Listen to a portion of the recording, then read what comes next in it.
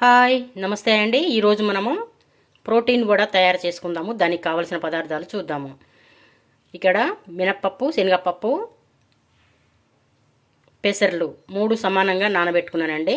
అలాగే తగినంత సాల్ట్, కొంచెం అల్లము, ఒక 10 పచ్చిమిరపకాయలు, కొత్తిమీర, పుదీనా, జీలకర్ర.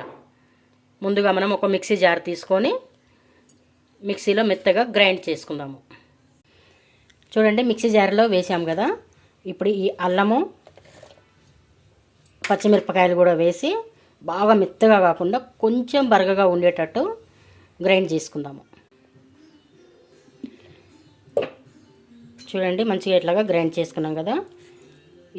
ఇలా ఈ విధంగా ఉంటే సరిపోతుంది. ఇప్పుడు మనము ఒక బౌల్లో తీసేసుకుందాము. చూడండి, ఒక బౌల్లో పిండి తీసుకున్నాం కదా. ఇప్పుడు జీలకర్ర, పుదీనా, కొత్తిమీర వేసి కలుపుదాము మంచిగా. చూడండి, కొత్తిమీర, పుదీనా, జీలకర్ర వేసి మొత్తం ఇలా కలిపి పెట్టుకున్నాం కదా. ఇది సైడ్కి పెట్టేసి ఒక క్లాత్ సహాయంతో మనం పిండి కొంచెం కొంచెం ఇలా తీసుకొని ఇలా వడ తయారు చేసుకుందాము. చాలా హెల్తీగా ఉంటుందండి ఇది. ప్రోటీన్, ఐరన్, కాల్షియం కూడా లభిస్తుంది. ఇలా చేసుకున్న తర్వాత స్టవ్ ఆన్ చేసుకొని ఒక పాన్ పెట్టుకుందాము. మూకుడు పెట్టుకొని ఆయిల్ వేసుకుందాము. ఆయిల్ కొంచెం వేడైన తర్వాత వడ వేద్దాము. చూడండి, ఆయిల్ కూడా వేడైంది కదా. ఇప్పుడు వడ వేద్దాము. వావ్, వడ వేసాము కదా.